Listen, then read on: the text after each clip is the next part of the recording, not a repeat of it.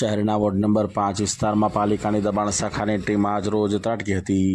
વડોદરા મહાનગરપાલિકાની દબાણ શાખાની ટીમ દ્વારા વહીવટી વોર્ડ નંબર 5 વિસ્તારમાં આવેલા સરદાર એસ્ટેટ મહાવીર હોલ તરફ જતા રોડની બંને સાઈડ પર માર્જિનની જગ્યા પર પાર્કિંગ કરવાની જગ્યા પર દબાણ કરેલ હોય, જેથી શેડ, ઓટલા, દિવાલ જેવા દબાણો આજરોજ બાપુત પોલીસ સ્ટેશનના સ્ટાફને તથા વોર્ડ અધિકારી જીબી તથા ટ્રાફિક વિભાગ એટલે કે પોલીસ વિભાગને સાથે રાખીને દબાણો દૂર કરવાની કામગીરી હાથ ધરવામાં આવી હતી।